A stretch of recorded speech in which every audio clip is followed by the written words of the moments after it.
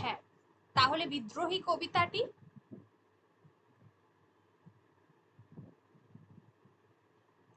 বিদ্রোহী কবিতাটা দেখো, অগ্নিবীণা কাব্যগ্রন্থের একটা কবিতা। অগ্নিবীণার প্রকাশকাল হচ্ছে 1922 খ্রিস্টাব্দ, অর্থাৎ 1329 বঙ্গাব্দ। 1329 বঙ্গাব্দ।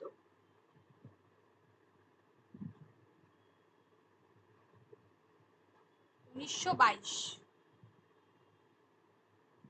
অগ্নিবীণায় এই কবিতাটা প্রথম ব্যবহার করা হয়। অগ্নিবীণা কাব্যগ্রন্থে মোট 12টি কবিতা রয়েছে, যার মধ্যে দ্বিতীয় কবিতাটা ছিল বিদ্রোহী। অগ্নিবীণায় কাব্যগ্রন্থে মোট 12টি কবিতা রয়েছে, 12টি, মোট 12টি কবিতা অগ্নিবীণাতে রয়েছে, যার মধ্যে দ্বিতীয় কবিতা, প্রথম কবিতা ছিল প্রলয়োল্লাস এবং দ্বিতীয় কবিতা হচ্ছে এই বিদ্রোহী।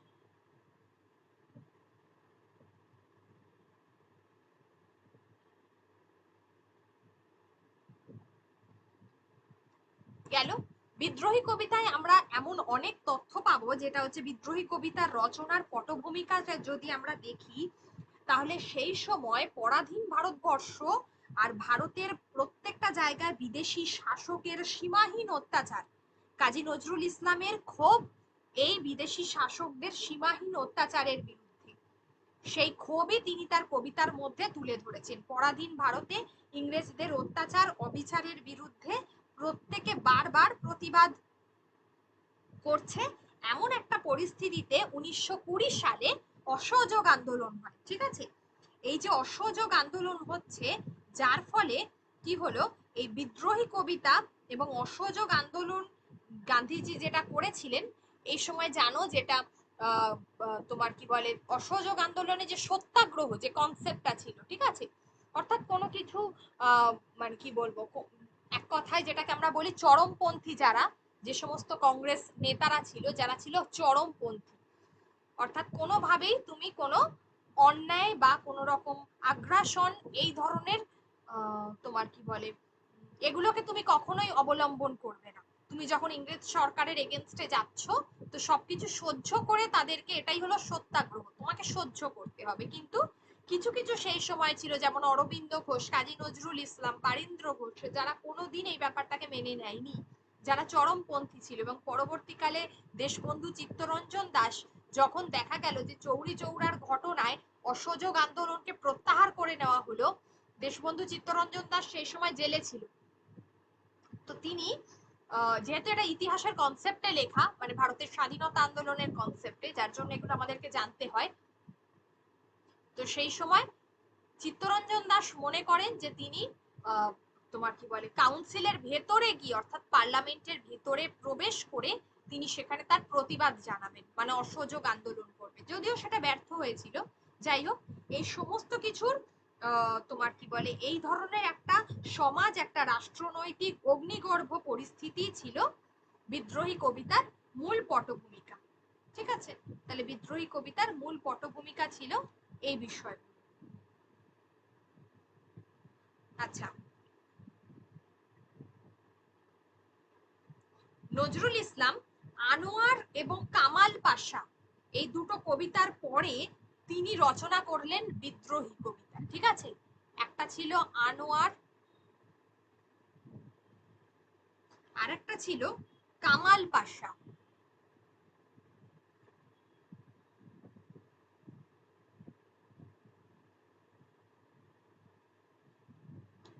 আনোয়ার আর কামাল পাশা এই দুটো কবিতা রচনার পরে বিদ্রোহী কবিতাটা তিনি রচনা করলেন। বিদ্রোহী কবিতায় মুজাফফর আহমেদ জানাচ্ছেন যে তিনিই ছিলেন বিদ্রোহী কবিতার প্রথম শ্রোতা। তিনি প্রথম শ্রোতা ছিলেন, কারণ তারা একই রুম শেয়ার করতেন।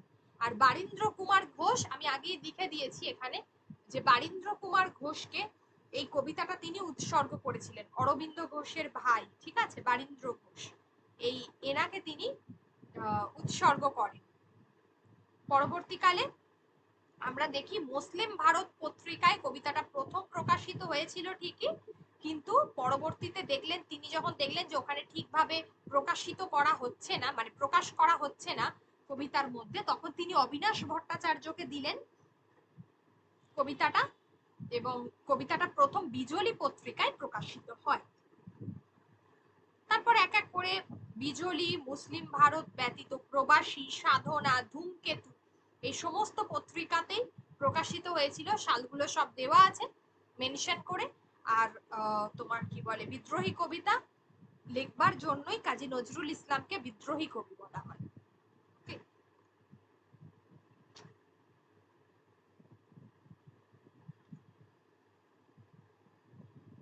আচ্ছা, এই হলো বিষয়টা। এবার বিষয় কবিতাটা আমি পাঠিয়েছি তোমাদেরকে, দেখবে, যাদের কাছে নেই তারা তাদের জন্য। দেখো, বলবীর বল উন্নত মম শির, যেখানে তিনি মাথাটাকে উঁচু করে থাকতে বলেছেন। শির নেহারি আমারই নত শির, ওই শিখর হিমাদ্রির, মানে একদম হিমালয়ের সমান মাথা সবসময় উঁচু রাখতে বলেছেন। এখানে কেন উঁচু রাখতে বলেছেন? বিদ্রোহী কবিতার মধ্য দিয়ে তিনি কি বলেছেন? আত্মজাগরণ।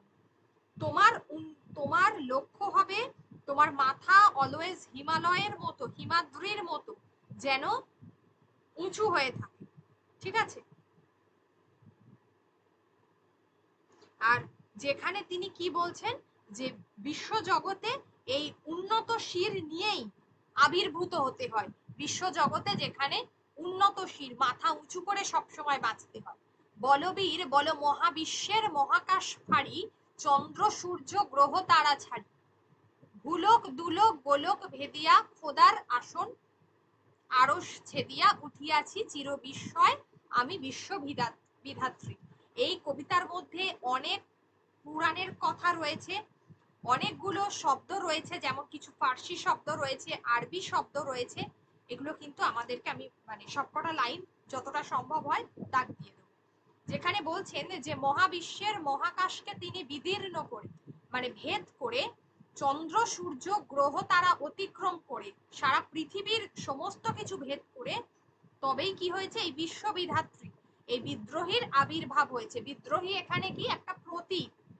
তার কপালে জয়শ্রী রাজটিকা, তার কপালে রাজটিকা পরিয়ে দেওয়া হয়েছে, তার জন্যই তার শির হচ্ছে উন্নত। ঠিক আছে? এই যে আমি চির উন্নত শির, আমি চির দুর্দম দুর্বিনীত নৃশংস, মানে এখানে এই যে তোমার বিদ্রোহী, যে কি বলা হয়েছে, এই বিদ্রোহীকে, মানে এই বিদ্রোহী একটা তো প্রতীক, যে বলছে নটরাজ, যে শিবের মতো, যে ঝড়ের মতো সাইক্লোন, যে ধ্বংস করতে পারে। ঠিক আছে? আমি দুর্বার, আমি ভেঙে পড়ি সব চুরমার। এখানে বিদ্রোহী মানে কিসের প্রতীক? এক কথায় আমরা বলতে পারি সেই সময় তরুণ প্রজন্মকে বলা হয়েছে, যারা এই বিষয়গুলোকে, এই যে বলা হচ্ছে যে তোমাকে তোমার মাথা উঁচু করে থাকতে হবে, তোমাকে নৃশংস হতে হবে, সবকিছু ধ্বংস করতে হবে। সাইক্লোন, ঝড়ে সাইক্লোনের যে তীব্র বেগ, সেটা তোমার মধ্যে থাকা চাই, তবেই তুমি কি করতে পারবে? সমস্ত ভেঙে তুমি চুরমার করে তবেই তোমার কি বলে, যে কি বলবো, ইংরেজ সরকারের যে পরাধীনতা শৃঙ্খল, তুমি সেটা মোচন করতে পারবে। আমি ভেঙে করি সব চুরমার, আমি অনিয়ম উচ্ছৃঙ্খল, আমি দলে যাই যত বন্ধন, যত নিয়ম কানুন শৃঙ্খল, আমি মানি না কোনো আইন, আমি ভরা তরি করি ভরা ডুবি, আমি টর্নেডো, আমি ভীম ভাসমান মানি। ঠিক আছে?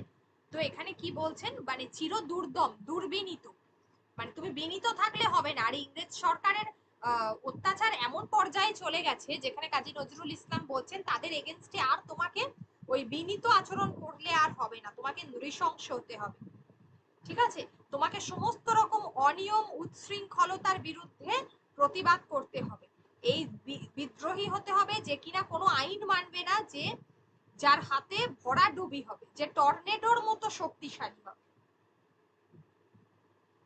এই বিদ্রোহী বীর যে কিনা ঘূর্ণির মতো পথের সামনে যা কিছু পাবে সেটাই হচ্ছে সে তুচ্ছ করে দেবে। ঠিক আছে? যার মধ্যে আমরা এই কবিতার মধ্যে বেশ কিছু রাগের নাম পাই, এইগুলো রাগ। ঠিক আছে? হামবীর,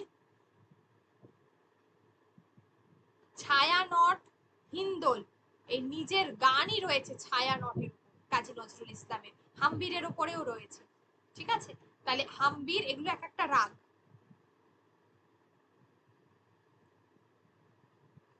শব্দগুলো ভীষণ ভাবে ধ্বনির। আমরা প্রচুর অলংকার দেখতে পাবো এই কবিতায়। কি কি অলংকার ব্যবহার করা হয়েছে বলে দিচ্ছি। তাহলে এই কবি কি বলেছেন, তিনি মৃত্যুর কাছে জীবনকে বাজি রেখেছেন, উন্মাদের মতো আচরণ করছেন, শত্রুর সাথে তার সরাসরি আলিঙ্গন করছেন, এই কথা বলেছেন। তিনি কি বলছেন, যে হোম শিখা, অগ্নি উপাসক, যজ্ঞ পুরোহিত, অগ্নি, এই সমস্ত বিষয়গুলোর তিনি অবতারণা করেছেন। ঠিক আছে। আবার বিপরীত অর্থে সৃষ্টি, ধ্বংস, এটার কথাও বলেছেন, শ্মশান, এইগুলোর কথা। দেখো, করি শত্রুর সাথে গলাগলি, ধরি মৃত্যুর সাথে পাঞ্জা। মানে যে কোনো কিছুতেই ভয় পাবে না, আমি উন্মাদ, আমি ঝঞ্ঝা, আমি মহামারী, আমি ভীতি এ ধরিত্রী, কোনো কিছুই এই বিদ্রোহীকে আটকানো যায় না। তিনি সেই ধরনের মানসিকতায় তোমার কি বলে মানুষ হতে বলেছেন, তবে ইংরেজ সরকারের এই অত্যাচার বা পরাধীনতার শৃঙ্খল থেকে ভারতবাসী মুক্ত পাবে, মানে তাদের মুক্তি লাভ করবে, এটাই বলতে চেয়েছেন। এই বিদ্রোহী সন্ন্যাসী যে যুবরাজ বেশ গৈরিক বর্ণের, এই সময় কিন্তু আমরা দেখি যে তোমার কি বলে স্বামী বিবেকানন্দের একটা প্রভাব দেখা গেছে। ঠিক আছে। তো ওই যে গৈরিক বর্ণ, স্বামী বিবেকানন্দের কথা, যেটা নেতাজি সুভাষচন্দ্র বসু, কাজী নজরুল ইসলাম, এরা প্রত্যেকেই কিন্তু মেনে চলত এই জায়গাটা। তো তার যুবরাজ যে গৈরিক বর্ণের, সে বেদুইন চেঙ্গি। ম্যাডাম স্ক্রিনটা শেয়ার হয়নি। হ্যাঁ বলো। স্ক্রিনটা শেয়ার হয়নি। স্ক্রিনটা শেয়ার হচ্ছে না? না। দাঁড়াও দাঁড়াও, শেয়ার তো ও আচ্ছা আচ্ছা, এক মিনিট। কবিতাটা তো দিয়েছি তাই না তোমাদেরকে? হ্যাঁ ম্যাম। দেখো এবার হয়েছে।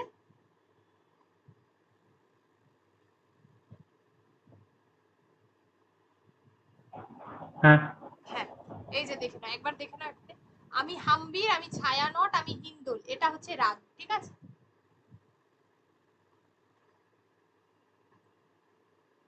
শত্রুর সাথে গলাগলি, ধরি মৃত্যুর সাথে পাঞ্জা। ওকে। তাহলে বিদ্রোহী আগেই বলে দিলাম যে শত্রুর সাথে তোমার কি বলে, যার মানে তাকে আলিঙ্গন করতে পারে, যে মৃত্যুর সাথে পাঞ্জা ধরতে পারে, এক কথায় বিদ্রোহী কোনো কিছুতেই ভয় পায় না। ঠিক আছে। আর হচ্ছে যেটা এই বিদ্রোহী বেদুইন বা চেঙ্গিস, বেদুইন, আমরা মঙ্গল জাতির কথা ইতিহাসে শুনেছি না, তৈমুর লং আর চেঙ্গিস খাঁ, ভীষণ দুর্ধর্ষ প্রতাপশালী, এরা কিন্তু দস্যু। এদের জীবন কি ছিল বলতো? এরা ছিল দস্যু, সবকিছু লুটপাট করতো। তো এদের মতো হতে হচ্ছে। সেই চেঙ্গিস খাঁর কথা ইতিহাসে, সেই মঙ্গলের চেঙ্গিস খাঁ, যে ইলতুৎমিশের সময় ভারতবর্ষ, মানে সুলতানি যুগে এক প্রকার ভারতবর্ষকে মানে ভারতবর্ষকে চেস করে এসেছিল, যদিও ভারতবর্ষে প্রবেশ করেনি, আবার বেরিয়ে চলে গেছে। আমরা যদি বাবরকে দেখি, মোগল সাম্রাজ্যে বাবরের রক্ত কিন্তু একদিকে বাবার দিক থেকে চেঙ্গিস খাঁ, মায়ের দিক থেকে তৈমুর লং। ঠিক আছে, মানে এরকম, মানে হ্যাঁ এরকমই আর কি। ঠিক আছে, মোট কথা বাবা মার দিক থেকে তৈমুর লং এবং চেঙ্গিস খান বংশধর ছিল বাবু। তাদের রক্তের কথা বলা হয়েছে, তাদের যে তেজ, সেই তেজের কথা বলা হয়েছে। এই যে দেখো ইসরাফিল, শৃঙ্গার, এই যে ইসরাফিল, এই শব্দগুলোর ব্যবহার তিনি করেছেন। পিনাক পানির ডমরু ত্রিশূল, এই যে শিবের যেটা আছে, পিনাক পানি, ডমরু হাতে, শিব যখন অসম্ভব রেগে গিয়েছিল, তার যে তোমার কি বলে, তার যে সেই দুর্দণ্ড প্রতাপ নৃত্য, তার যে সেই তোমার কি বলে, তার যে ক্রোধ, সেটাকেই তুলে ধরেছেন লেখক, মানে কবি আর কি। ঠিক আছে। আমি খ্যাপা দুর্বাসা, তোমরা জানো দুর্বাসা বিশ্বামিত্র শিষ্য। এই যে দুর্বাসা হচ্ছে তোমরা জানো সব কথায় অভিশাপ দেয়, ইনি হচ্ছেন একজন মুনি ঋষি। বিশ্বামিত্র তো শান্তপ্রিয় মানুষ। তো এই মুনি ঋষিদের কথা বলা হয়েছে। ক্রোধী দুর্বাসা যে সবেতেই কি করত, তোমার শাপ দিত। ঠিক আছে। ইসরাফিলের মহাহুঙ্কার, ইসরাফিল। পিনাক পানির ডমরু ত্রিশূল, বললাম শিবের কথা। ঠিক আছে। বিদ্রোহীর নানা বিপরীত বৈশিষ্ট্য থাকবে, যে অশান্ত, যে প্রশান্ত, মানে সে শান্ত আবার অশান্ত, তার মধ্যে দুটোই থাকবে। সে দারুণ আবার স্বেচ্ছাচারী, ঠিক আছে, সে তরুণ হবে, আবার এই বিদ্রোহী কি হবে, দর্পহারী হবে, তার মধ্যে কি থাকবে, অহংকার, গর্ববোধ থাকবে, এই জায়গাটা বলা হচ্ছে। আবার এই বিদ্রোহী শুধুমাত্রই দুর্বার ভয়ানক এমনটা নয়, কিন্তু এই বিদ্রোহী আবার রোমান্টিক হবে, ঠিক আছে। দেখো এই বিদ্রোহী, এই যে আমি উচ্ছল জল ছল ছল চল, উর্মির হিন্দোল দোল, আমি বন্ধন হারা কুমারীর বেনি, তন্নি নয়নে বন্যি, ঠিক আছে, আমি ষোড়শীর হৃদি, সরসিজ প্রেম উদ্দাস, আমি ধন্যী। তো এখানে বলা হয়েছে সে রোমান্টিকও বটে, তার মধ্যে প্রেমের যে সত্তা সেটাও থাকবে। সে ষোড়শী তরুণীর, মানে 16 বছরের একটা তরুণীর হৃদয়ের তোমার কি বলে প্রতীক হয়েও দাঁড়াবে, সেই হচ্ছে বিদ্রোহী। আবার সে কিন্তু বিধবার বুকের, মানে একজন বিধবার সেই হবে একমাত্র সম্বল। আমি বিধবার বুকে ক্রন্দন শ্বাস, হাহুতাস আমি হুতাশী, যে হাহুতাস করছে। অথচ আগেকার দিনে কি হতো, অধিকাংশ ক্ষেত্রে এরকম হতো যে মা বা তোমার কি বলে যারা বিধবা ছিল, তাদের একমাত্র সন্তানও কিন্তু শেষ দিকে কি হয়েছে, আমরা দেখেছি যে ইংরেজ সরকারের বিরুদ্ধে স্বদেশী আন্দোলনে যোগ দিয়ে দিয়েছে।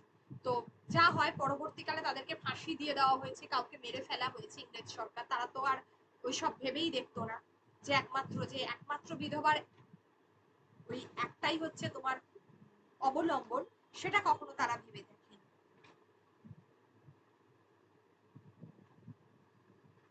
আমি দাবানল দাহ দহন করিব বিশ্ব, ঠিক আছে, আমি প্রাণ খোলা হাসি উল্লাস, আমি সৃষ্টি বৈরী মহাত্রাস, আমি সকলের ভয়ের কারণ, এটা বলা হয়েছে। আমি অবমানিতের মরম বেদনা, বিষ জ্বালা প্রিয় লাঞ্ছিত বুকে গতি ফের, ঠিক আছে। তাহলে যে বলছে যে অভিমানী হৃদয়ের আমি একমাত্র একটা যে কাতর, আমি কুমারীর প্রথম প্রেম স্পর্শের ন্যায় অপরূপ, ঠিক আছে। তাহলে এক কথায় কি বলা হয়েছে, যে সেই বিদ্রোহী যে রোমান্টিকও হবে, যে বিদ্রোহী যে চপল মেয়ের ভালোবাসা, যার কাঁকনের মৃদু মধুর শব্দ শুনতে পাবে, মানে কাঁকন হাতে যে ছুরি পড়ে, এই বিদ্রোহী আবার তার মধ্যে শিশুর মতো মনও থাকবে, যে চির শিশু, যে চির কিশোর, সে যেন যৌবন ভীতু পল্লীবালার আঁচল। আমাদের একটা শিশু বা কিশোরের মধ্যে আমরা যে ধরনের মনোভাব পাই, সেই মনোভাবও কিন্তু তার মধ্যে থাকে। তাহলে এক কথায় কি ধরো, এটা একটা তো প্রতীক চরিত্র, একটা ছেলের কথা বলা হয়েছে বিদ্রোহী, একটা ছেলে সেই মুহূর্তে ইংরেজ সরকারের এগেনস্টে কিভাবে লড়বে, সে যখন ইংরেজ সরকারের এগেনস্টে লড়ছে তখন তার মধ্যে কি মনোভাব থাকবে, সে যখন একমাত্র বিধবার সন্তান তখন তার মধ্যে কি মনোভাব থাকবে, সে যখন চির শিশু একদম ছোট্টবেলা তখন তার মধ্যে কি থাকবে, সে আবার যখন মানে প্রেমিকার প্রেমিক তখন তার মধ্যে কি ধরনের মনোভাব থাকবে, এই সবটুকুই কিন্তু কাজী নজরুল ইসলাম তার কবিতায়, বিদ্রোহী কবিতায় তুলে ধরেছেন। বিদ্রোহীর উত্থান পতন, তার চেতনা, এই সবটুকু, যেখানে এই বিদ্রোহী খুব সহজেই স্বর্গ এবং মর্তে যাতায়াত করতে পারবে, মানে যে মৃত্যুর জন্য কখনো ভয় পাবে না, ঠিক আছে। এই বিদ্রোহী বীর ভূমিকম্পের দ্বারা জগতে ত্রাস সঞ্চার করে, এই বিদ্রোহী এক প্রকার ভূমিকম্প মানে ঘটাতে পারে। বাসুকীর ফণা জাপটে ধরে শ্রীকৃষ্ণ, বাসুকী মনে আছে তো, বাসুকী নাগের উপর উঠে পড়েছিল, বাসুকীকে সবাই ভয় পাচ্ছিল, ঠিক সেরকমই বিদ্রোহীর সেই শক্তি হবে, সেই ধরনের ক্ষমতা, সেই মানে ভীতহীন যেটাকে বলা হয়, যে অকুত ভয় থাকে। সে যেন একটা স্বর্গীয় দূত, মানে তার মধ্যে একটা দেব শিশু বিরাজ করবে, সে সব সময় চঞ্চল, সে বিশ্ব মায়ের আঁচল, ঠিক আছে, সে বিশ্ব মায়ের আঁচল দাঁত দিয়ে ছিঁড়ে ফেলে। মানে এক কথায় বিদ্রোহী কি হবে, বিদ্রোহী হচ্ছে এক কথায় তোমার কি বলে একটা দেব শিশু, ঈশ্বরের প্রতীক তার মধ্যে থাকে। আচ্ছা, এবার হলো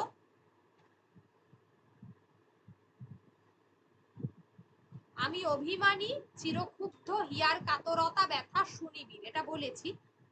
আমি চির শিশু চির কিশোর যৌবন ভীতু পল্লীবালার আঁচল কাঁচুলি নিচু, দেখো এই যে এখানে ধরি স্বর্গীয় দূত জিব্রাইলের গ্রিক গ্রিকদের যে তোমার কি বলে এই যে জিব্রাইল, যেটা এই যে চরিত্রগুলো, বা ধরো আরেকটা চরিত্র বলেছে এখানে, যেখানে বিদ্রোহী অরফিয়াসের বাঁশরি, ঠিক আছে, অরফিয়াসের কথা বলা হয়েছে। এই যে চরিত্রগুলো, এগুলো হচ্ছে এক একটা গ্রিক দেবতা। এই গ্রিক দেবতার কথা কবি তার তোমার কি বলে কবিতার মধ্যে তুলে ধরেছেন। তাদের মধ্যে তিনি তুলে ধরেছেন অরফিয়াস, এই জিব্রাইল অরফিয়াসের বাঁশরি, ঠিক আছে। অরফিয়াস আমাদের যেমন শ্রীকৃষ্ণ আছে, তেমনি একটা পৌরাণিক চরিত্র, গ্রিকদের একটা পৌরাণিক চরিত্র, ঠিক আছে, অরফিয়াস। এই যে জিব্রাইল, তারপর আমি শ্যামের হাতের বাঁশরি, এই যে এখানে আছে, এই যে আমি অরফিয়াসের বাঁশরি, এগুলো হলো গ্রিক পৌরাণিক চরিত্র।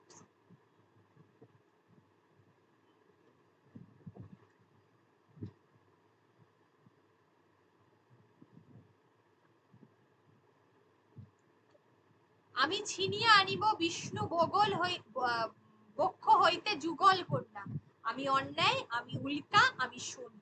দেখো যাদের কথাই এই কবিতাতে বলা হয়েছে, আমি ছিন্ন মস্তা চণ্ডী, অর্থাৎ তারা কেউই এখানে বিষ্ণুর কথা বলেছে। নরসিংহ, তোমরা জানো যে নররূপী যেটা বিষ্ণুর, যেটা সব থেকে সাংঘাতিক রূপ, শিবের কথা বলা হয়েছে, পিনাক পানি যেখানে তার হাতে ডমরু বাজছে। আমরা দেখেছি যে সতীকে নিয়ে, মানে পৌরাণিক যে কটা জায়গা এখানে চুজ মানে কবিতায় কবি তুলে ধরেছেন, প্রত্যেকটাই কিন্তু একটা দুর্দণ্ড প্রতাপ তাণ্ডব, মানে একটা প্রত্যেকটা চরিত্র এক কথায় তাণ্ডব করেছে, সরি, তাণ্ডব করেছে। যেখানে শনির কথা বলেছে, ছিন্নমস্তা কালীর কথা বলা হয়েছে। ছিন্নমস্তা মানে জানো, যেখানে তার কিন্তু কি বলবো, মাথাটা নেই, আমরা দেখেছি যে মুন্ডহীন, ওপর দিয়ে রক্ত পড়ছে, এই জায়গাটা, এই চরিত্রগুলো। আবার এই বিদ্রোহী, সে কিন্তু মৃন্ময়, অর্থাৎ সে শান্ত রূপ, তার চিন্ময়, যে অজর, অমর, অক্ষয়, অব্যয়, ঠিক আছে, এই চরিত্রগুলো। সে সারা জীবন অমর হয়ে থাকবে। সে মানব, দানব, দেবতার ভীতি উৎপাদনকারী। সে জগদীশ্বর, সে ঈশ্বর, অর্থাৎ এই চরিত্রটা তো ঈশ্বর ছাড়া আর কারোর পক্ষেই সম্ভব নয়। স্বর্গ, মর্ত, পাতাল সে পরিভ্রমণ করে। সে নিজেকে উপলব্ধি করতে পেরেছে, সে সমস্ত বাধাকে অপসারিত করতে পারে, সমস্ত বাধাকে সে সরিয়ে দিতে পারে। এখানে একটা লাইন বলেছে, দেখো, যবে উৎপীড়িতের ক্রন্দন রোল আকাশে বাতাসে ধ্বনিবে না, অত্যাচারীর খড়গ কৃপান ভীম রণভূমে রণিবে না। মানে যেদিনকে উৎপীড়িত, যারা পীড়িত হয়ে আছে, তাদের কান্নার শব্দ আর আকাশে শোনা যাবে না। যেদিন অত্যাচারীর খড়গ, মানে যেটা দিয়ে মারে, খড়গ, সেটা রণভূমি মানে যুদ্ধক্ষেত্রে দেখা যাবে না। বিদ্রোহী রণক্লান্ত, বিদ্রোহী যুদ্ধ করতে করতে সেই দিন ক্লান্ত হয়ে পড়বে। বিদ্রোহী রণক্লান্ত, আমি সেই দিন হব শান্ত। তাহলে বিদ্রোহী সেই দিনকে শান্ত হয়ে যায়, এই কথা বলা হচ্ছে। এই লাইনটা খুব গুরুত্বপূর্ণ একটা লাইন। বিদ্রোহী ভৃগু রূপে সে ভগবানের বুকে পদচিহ্ন এঁকে দেয়। সে খেয়ালি বিধাতার বক্ষ ভিন্ন করাই তার উদ্দেশ্য। চির বিদ্রোহী সে বিশ্ব তোমার অতিক্রম করে সে আজকে উত্থিত, এটাই বলা হচ্ছে এই কবিতার মধ্যে।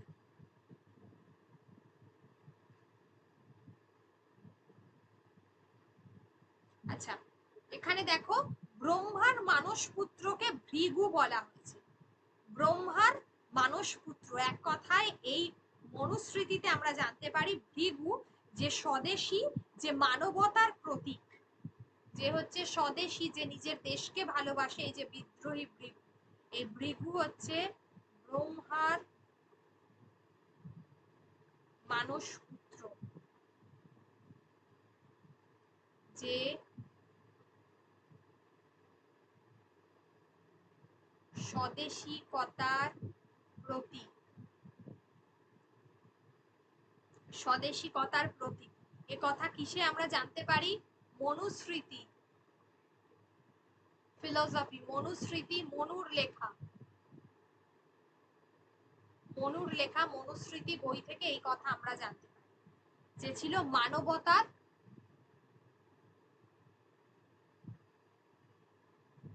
যে ছিল মানবতার রূপ। কোমল রূপ করে দাও। ঠিক আছে, তাহলে আমরা আশা করি বুঝতে পেরেছো যে আমি খেয়ালি বিধির ভক্ষ করিব ভিন্ন, আমি চির বিদ্রোহী বীর, আমি বিশ্ব ছাড়াই উঠিয়াছি একা চির উন্নতশীল। তাহলে পুরো কবিতাটা দেখতে বুঝতে পারছো পড়ে যে পুরো কবিতাটা আমরা বিদ্রোহীর অনেকগুলো রূপ পাচ্ছি। বোঝাতে পেরেছি কবিতাটা? কারোর বুঝতে কোনো জায়গায় অসুবিধা হয়েছে? কোনো যদি কোনো সমস্যা থাকে বলো, তারপর আমি পরেরটা আবার বলছি।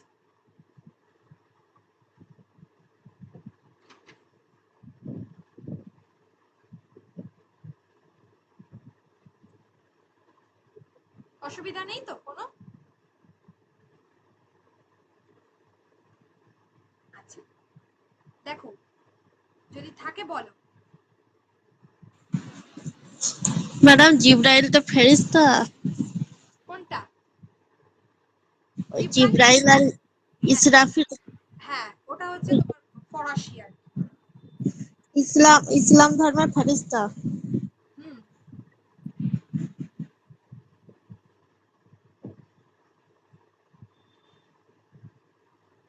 হ্যাঁ মানে আরবি শব্দ থেকে এসেছে শব্দটা।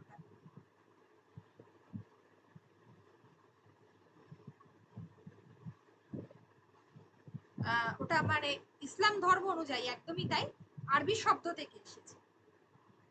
যে চারজন তোমার কি বলে যে ফারিস, এক কথায় আমরা যেটাকে বলে থাকি অ্যাকচুয়ালি পুরোহিত বা এরকম কিছু, তার ধর্মগুরু, তাই তো? ধর্মগুরুদের যে চারজন ধর্মগুরু ছিল তাদের কথা বলা হয়েছে।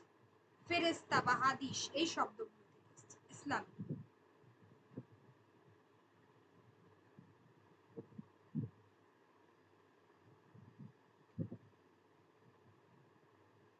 আচ্ছা, কবিতাতে দেখো এই আমি শব্দটা প্রচুর বার ব্যবহার করা হয়েছে। কবিতাতে এই প্রশ্নটা আসে, আমি শব্দটি কতবার ব্যবহার করা হয়েছে। এই আমি শব্দটা বিদ্রোহী কবিতায় একটা সর্বনাম, 147 বার ব্যবহার করা হয়েছে। তাহলে মোট আমি সর্বনাম 147 বার ব্যবহার করা হয়েছে। এটা দুই ক্ষেত্রে ব্যবহার করা হয়েছে। এই আমি একবার ভাবগত দিক থেকে ব্যবহার করা হয়েছে, আর একটা আঙ্গিকগত দিক থেকে ব্যবহার করা হয়েছে। আমি শব্দটা দুই ভাবে ব্যবহার করা হয়েছে, একটা হচ্ছে ভাবগত দিক থেকে আর একটা হচ্ছে আঙ্গিকগত দিক থেকে। এক কথায় আমিটা হচ্ছে এখানে একটা সর্বনাম পদ। প্রথমে যেটা ভাবগত দিক, এই ভাবগত দিকের কথা যদি আমরা পড়ি, যেখানে বলছে নিজেকে না জানলে অন্যকে জানা যায় না। ভাবগত দিকের যে অর্থ, যে কারণে আমিটা ব্যবহার করা হয়েছে, সেটা হলো যদি নিজেকে না জানো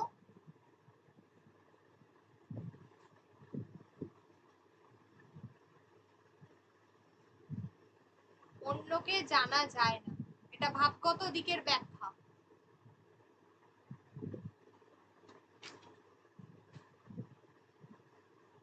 আর আঙ্গিকগত দিক থেকে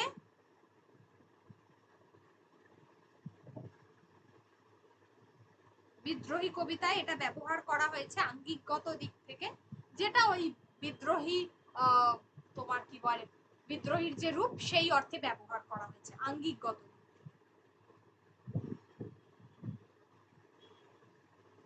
এই কবিতায় ওয়াল্ট হুইটম্যান, যার সং অফ মাইসেলফ, এই কবিতাটার প্রভাব পড়েছে। ওয়াল্ট হুইটম্যান, লিখে দিচ্ছি।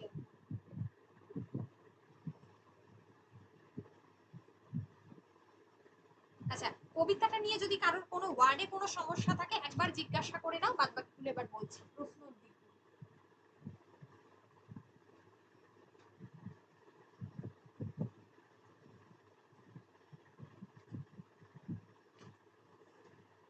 যদি কারোর কোনো কোয়েশ্চেন থাকে জিজ্ঞাসা করো। শব্দ কেন্দ্রিক, কোন শব্দের অর্থ কেন্দ্রিক।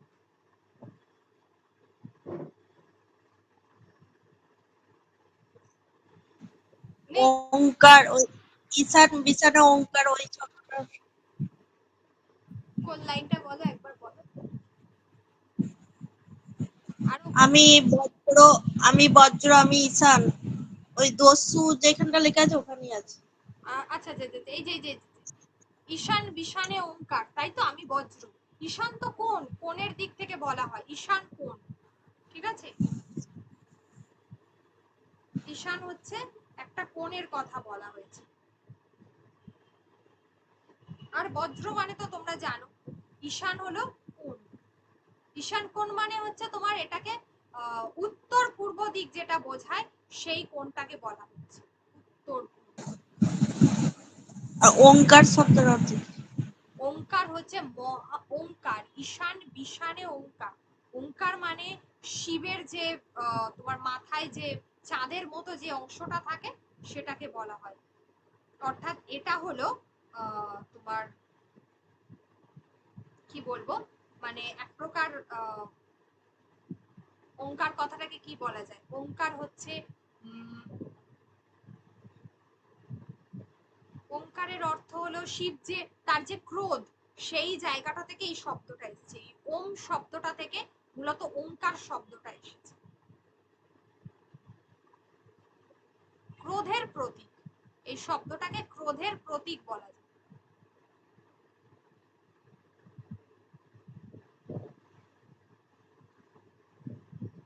ওঙ্কার। আর আরেকটা আছে কি বিষান, তাই তো? বিষান কথার অর্থ হচ্ছে, বিষান হলো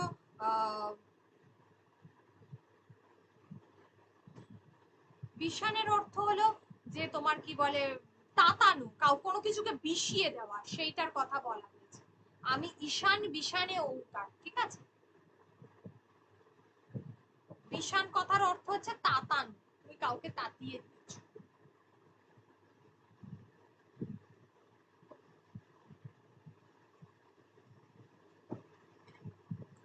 উত্তেজিত করা।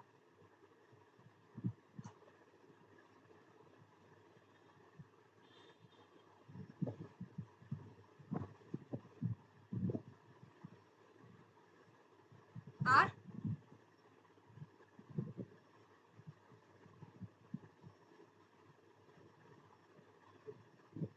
ইসরাফিলও তো তোমার কি বলে যে মানে প্রলয়ে যে আমাদের যেমন দেবতা, ওদেরই একটা মানে ফেরেশতা, তাই তো? যে তোমার কি বলে প্রলয়ের ইসলাম ধর্মের ধর্মীয় দৃষ্টিভঙ্গিতে যে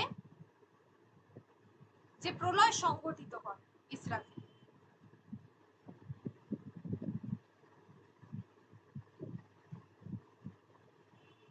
আচ্ছা, আর নেই তো কিছু? দেখ,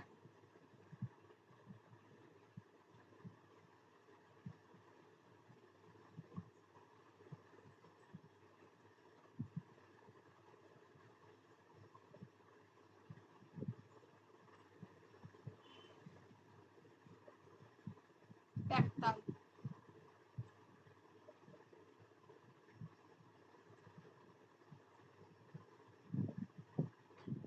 এখানে লাইনগুলো তুলে গুরুত্বপূর্ণ জায়গাগুলো ব্যাখ্যা করে দিয়েছি, যেটা আমি মুখে বললাম সেই সেই জায়গাগুলো, ঠিক আছে? কিন্তু এবার যেগুলো মনে রাখতে হবে, একটা বললাম যে আমি শব্দটা ব্যবহার করা হয়েছে 147 বার, যেটা একটা সর্বনাম পদ, যেটা হচ্ছে তোমার কি বলে ভাবগত দিক থেকে আর আঙ্গিকগত দিক থেকে ব্যবহার করা হয়েছে। এই কবিতায় কার প্রভাব রয়েছে, সেটা হচ্ছে ওয়াল্ট হুইটম্যান। ওয়াল্ট হুইটম্যান, ঠিক আছে? তার সং অফ মাইসেলফ, এই কবিতার প্রাধান্য আছে।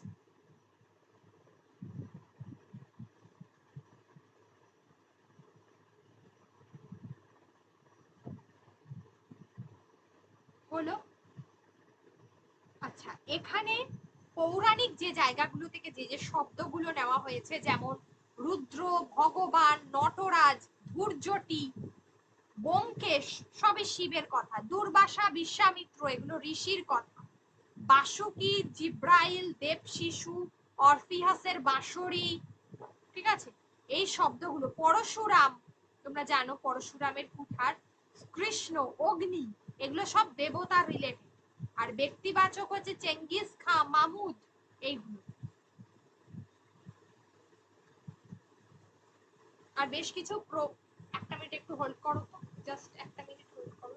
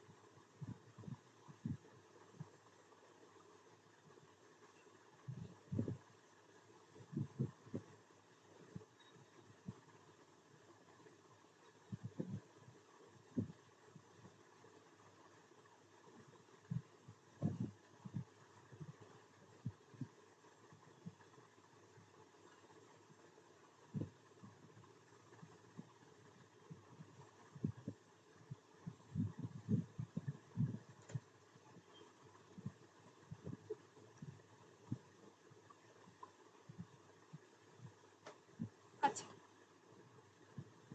তারপরে হচ্ছে যে যে শব্দগুলো বললাম, এই শব্দগুলো এছাড়া হিমাদ্রি, শিখর, মহাকাশ, তারপরে হচ্ছে দুলোক, গোলক, এগুলো প্রকৃতিবাচক শব্দ। সাইক্লোন, তারপর হচ্ছে ধ্বংস, এই শব্দগুলো, ঠিক আছে।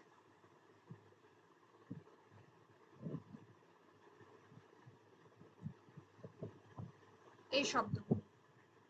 আর বেশ কিছু আরবি শব্দ আছে এখানে, যেমন জিব্রাইল, যেমন জাহান্নাম, এই সমস্ত শব্দগুলোতে বিদ্রোহী কবিতায় তৎসম, তদ্ভব, দেশি শব্দ ব্যবহার করা হয়েছে। এছাড়াও আরবি ফার্সি শব্দ ব্যবহার করা হয়েছে বিদ্রোহী কবিতায়।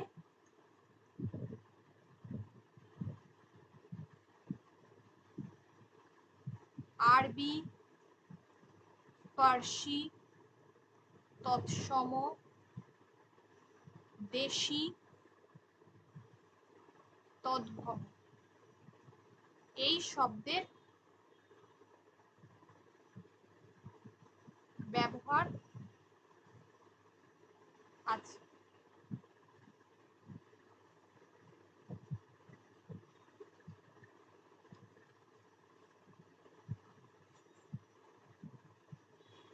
আচ্ছা, এখানে যে যে অলংকারগুলো ব্যবহার করা হয়েছে, অনুপ্রাস অলংকারের ব্যবহার আছে কবিতার মধ্যে, অনুপ্রাস অলংকারের ব্যবহার হয়েছে।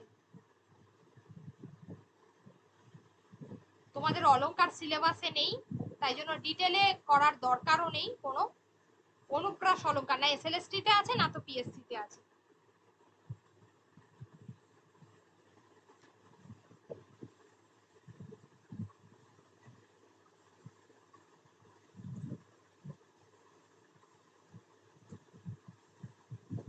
অনুপ্রাস অলংকারের কথা বলা হয়েছে, যেমন ওই যে যেমন আমি ভরা তরি করি ভরা ডুবি, আমি টর্নেডো, আমি ভীম ভাসমান মাইন, এই লাইনগুলো।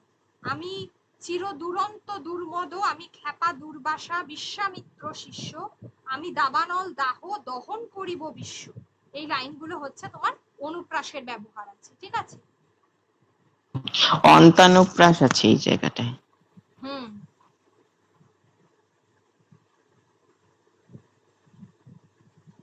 চিত্রকল্পের ব্যবহার রয়েছে প্রচুর, চিত্রকল্পের ব্যবহার। আর ছন্দের ব্যবহার রয়েছে। ছন্দ হচ্ছে বেশিরভাগ ক্ষেত্রেই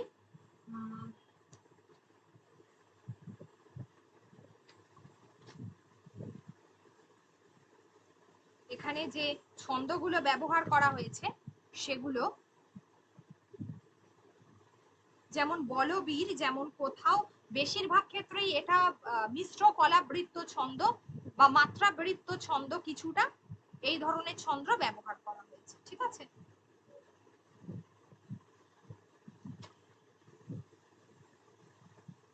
মাত্রাবৃত্ত ছন্দ।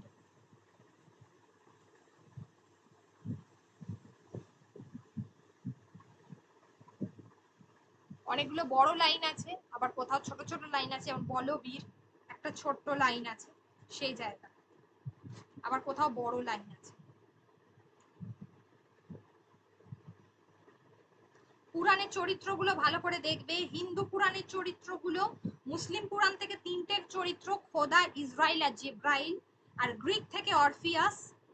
হিন্দু পুরাণ থেকে বেশি রুদ্র, নটরাজ, দুর্জটি, অগ্নি, ইন্দ্রাণী, সুত, কৃষ্ণ, ব্যোমকেশ, পিনাক, দুর্বাসা, বিশ্বামিত্র, বাসুকি, শ্যাম, বিষ্ণু, এই প্রত্যেকটা চরিত্র। বিদ্রোহী কবিতায় এই যে নজরুল ইসলামের আমি শব্দটাকে আমরা পাই, যেখান থেকে মহিতলাল মজুমদারের আমির একটা মিল আছে, প্রভাব আছে, ঠিক আছে, মহিতলাল মজুমদারের আমির একটা প্রভাব রয়েছে।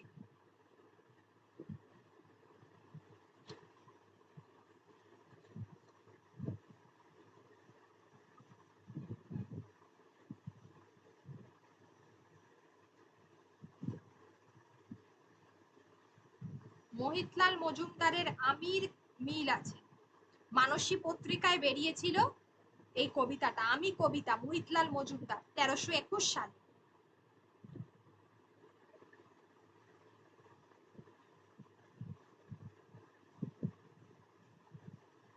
মহিতলাল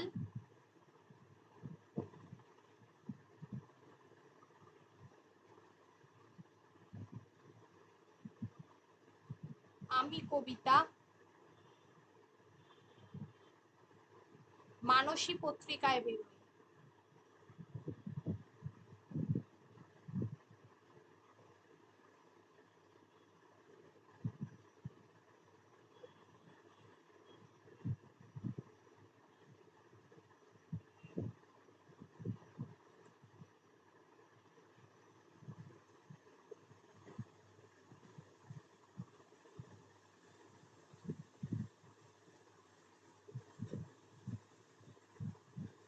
মানসী পত্রিকায় বেরোয়,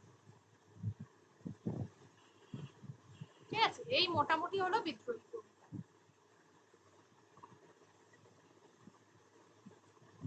এছাড়া আর তেমন কিছু নেই। এটা প্রথম বিশ্বযুদ্ধোত্তর পটভূমিতে লেখা কবিতাটা, প্রথম বিশ্বযুদ্ধোত্তর পটভূমিতে লেখা। এগুলো আমি তোমাদেরকে দিয়েও দিয়েছি, নোটের মধ্যেও দিয়ে দিয়েছি। এটাকে ছোট করে বলাই আছে,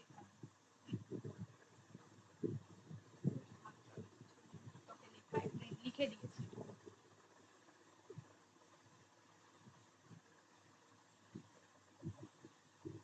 যে কটা লাইন ব্যাখ্যা করেছি গুরুত্বপূর্ণ সেটা দেওয়া আছে।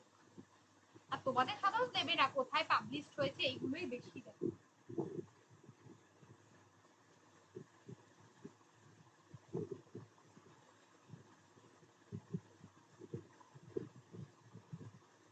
এগুলোই বেশি।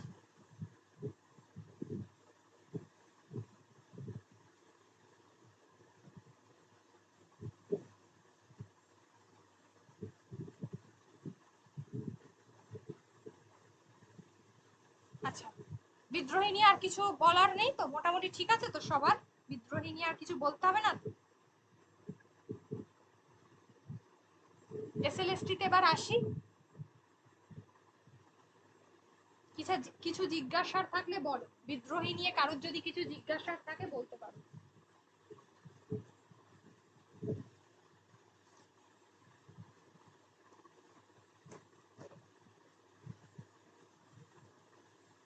একটা কবিতা পড়িয়ে দিই চলো, এসএলএসটি।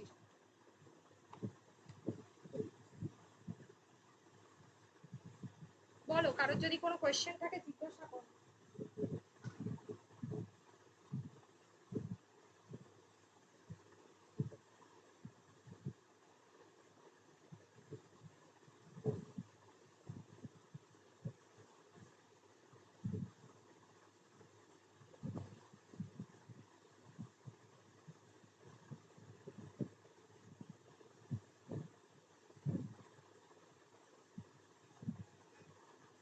আচ্ছা চলো নেক্সট।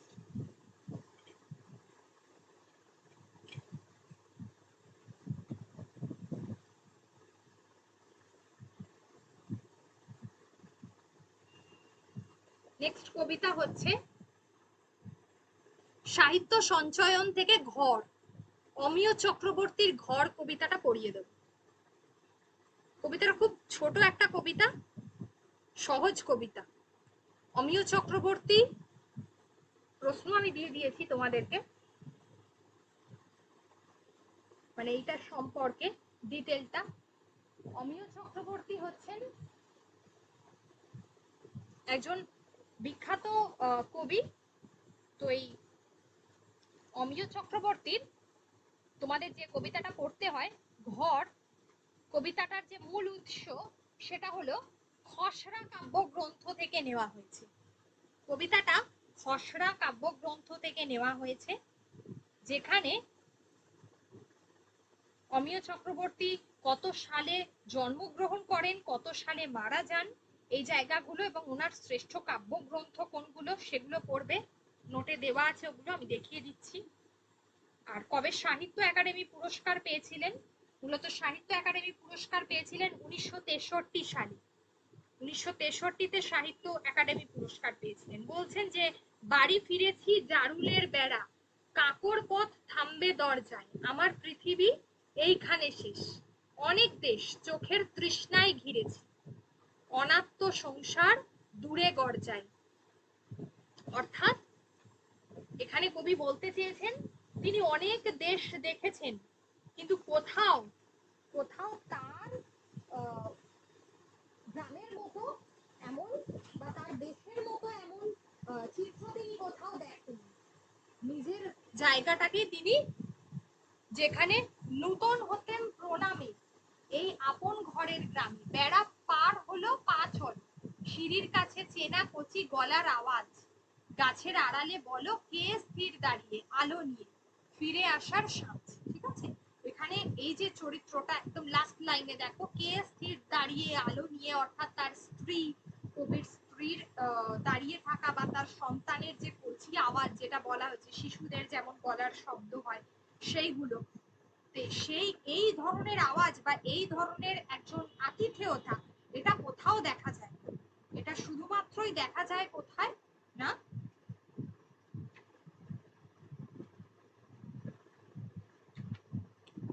এটা শুধুমাত্রই কোথায় দেখা যায়, সেটা কবির গ্রামেই দেখা যায়।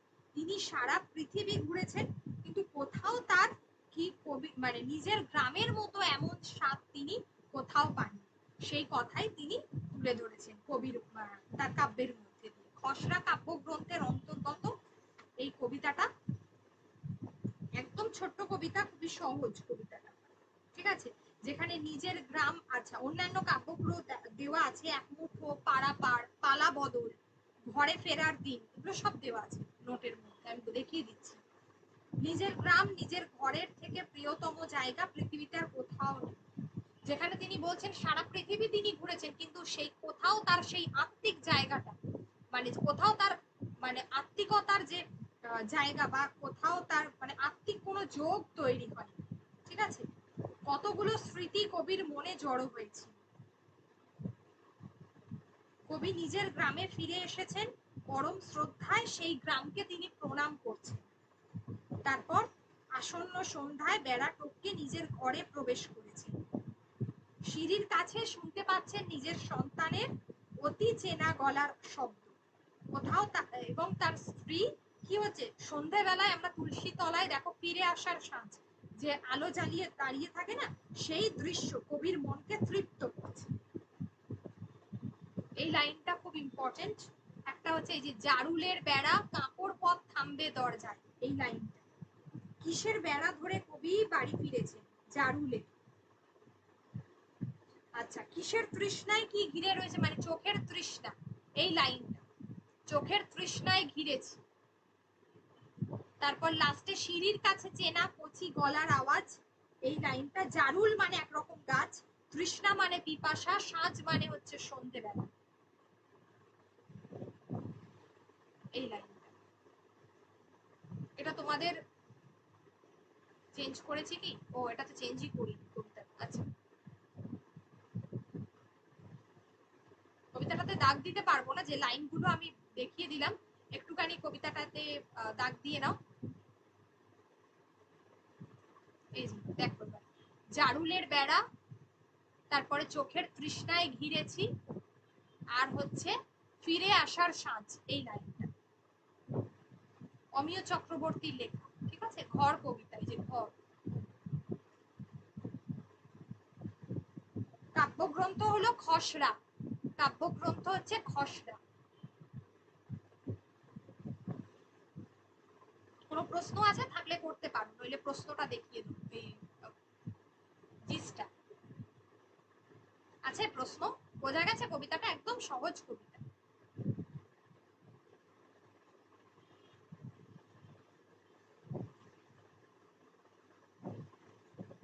এই যে এখানে উত্তরটা করে দিয়েছি।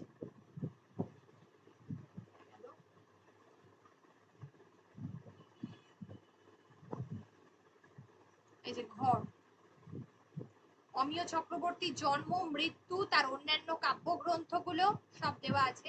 খসড়া, উৎসটা কোথায়? খসড়া হচ্ছে কাব্যগ্রন্থ।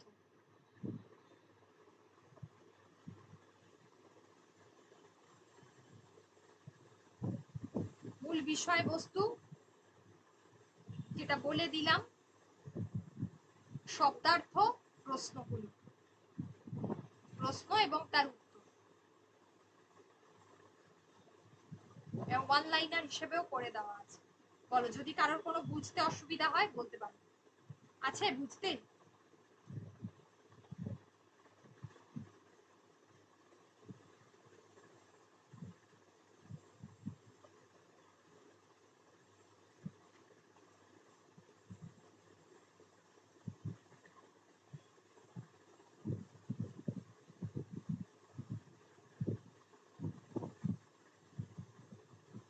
নেই তো কোনো বুঝতে? নেক্সট, নূতন জীবন হিরণময়ী দেবীর লেখা কবিতাটা। নূতন জীবন হিরণময়ী দেবী, জন্ম মৃত্যু দেওয়া আছে, পিতা মাতা স্বামী, উৎস হলো জীবনের মূল্য, উৎস হচ্ছে জীবনের মূল্য।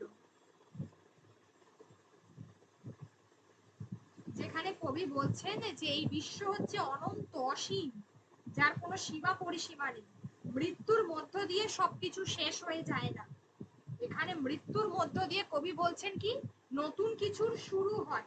যেমন গাছে গাছে প্রতিদিন ফুল ফোটে, আবার ফুল ঝরে যায়, আবার পুনরায় ফুল ফোটে, তাই তো? ফুল ঝরে যায়, আবার ফুল ফোটে, প্রতিদিন সূর্য অস্ত যায়, আবার সূর্য ওঠে, সমগ্র বিশ্বে আলো ছড়িয়ে দেয়। বিহঙ্গ, বিহঙ্গ মিন্স পাখি, পাখির যে গান চিরতরে থেমে যায় এমনটা নয়, আবার পর মুহূর্তে শোনা যায়। আকাশ থেকে তারা ঝরে পড়ে, আলো নিভে যায়, আবার কি হচ্ছে? নতুন আলোর সৃষ্টি হচ্ছে, তাই তো? তাই মৃত্যুই জীবনের সবকিছু নয়, নতুন জীবন এই জায়গা থেকে এসেছে। অর্থগুলো দেখবে, জাহ্নবী বলে একটা অর্থ, এটা যমুনা নদীর কথা বলা হয়েছে, অর্থ দিয়েছি জাহ্নবী, অসীম যা অনন্ত, অর্থাৎ যার কোনো সীমা নেই, যার কোনো শেষ নেই। হিমগিরি মানে পর্বত শ্রেণী, নূতন তপন মানে নতুন সূর্য, বিহঙ্গ গীত মানে পাখির কাকলি, মানে পাখির গান, তটিনী মিন্স হচ্ছে নদী, রবি হলো সূর্য। অর্থগুলো জানতে হবে কারণ এখন অর্থ আসছে প্রচুর।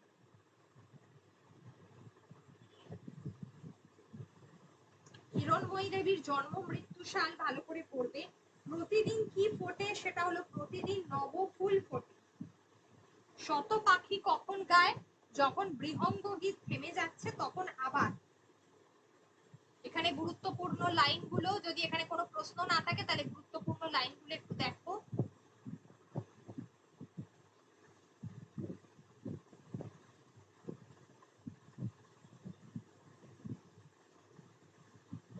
কবিতাটা থেকে দেখিয়ে দিচ্ছি।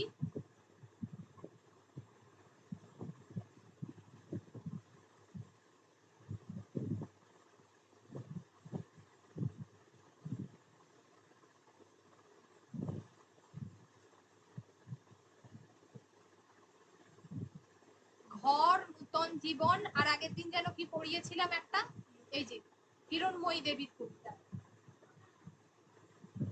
জীবনের মূল্য হচ্ছে কাব্যগ্রন্থটার নাম, উৎস অর্থাৎ কাব্যগ্রন্থ, সেটা হলো জীবনের মূল্য, কোন কাব্যগ্রন্থ থেকে নেওয়া হয়েছে।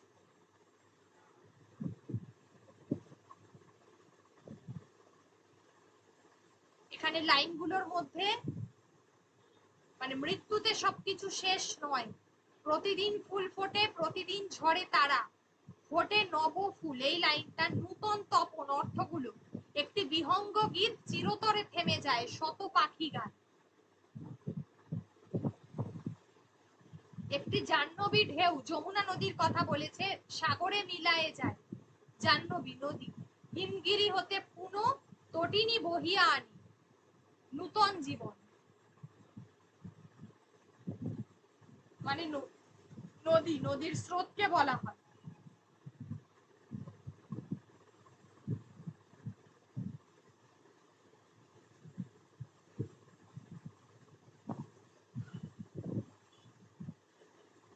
লাইনগুলো দেখো, দাগ দাও, টেক্সট গুলো কাছে থাকলে। যদি কারোর কোনো জায়গায় কোনো লাইনে বুঝতে অসুবিধা থাকে বলো, যদিও তোমাদের সবগুলোর বিষয় সংক্ষেপ করে দেওয়া হচ্ছে, তবু বলো। এগুলো তো সহজ আছে, খুব একটা কঠিন নয়। কঠিন গুলো আবার যেমন আগের দিন ছিল 7 ভাই চম্পা।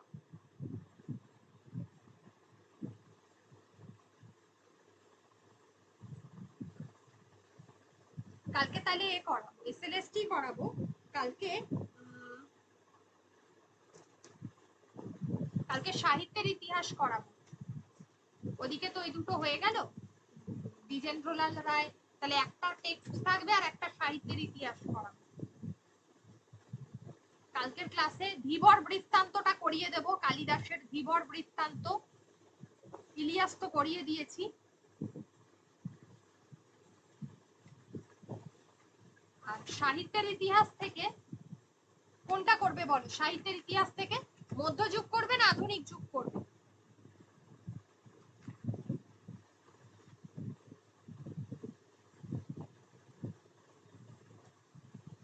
মধ্যযুগ না আধুনিক যুগ?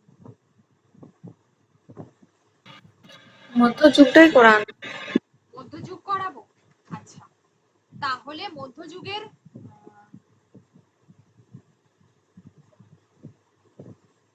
মধ্যযুগ তো এটা শেষ হয়ে গেছে, তাই তো? তোমার কি বলে, ঠিক আছে, বৈষ্ণব পদাবলী শুরু করবো কাল। ঠিক আছে, বৈষ্ণব পদাবলী শুরু করব। বিদ্যাপতি, চণ্ডীদাস, গোবিন্দ দাস, জ্ঞানদাস, এই চারটে আছে, শুরু করব। শ্রীকৃষ্ণ কীর্তন আর চর্যাপদ নিয়ে কারোর কোনো সমস্যা?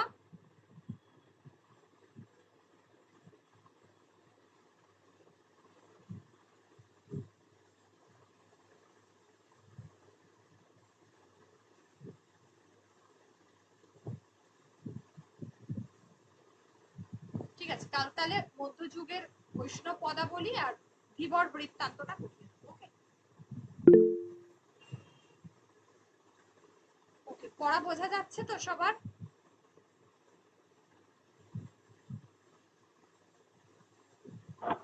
হ্যাঁ ম্যাম। এইটুকু, এগুলো হয়ে যাক। নেক্সট মান্থটা পড়লে এক্সাম নেব, মানে 1 মাসে টোটাল যা কিছু হবে এক্সাম নেব। ঠিক আছে, বলে দেবো। চলো আজকে তাহলে গুড নাইট, আবার কালকে ক্লাস হবে।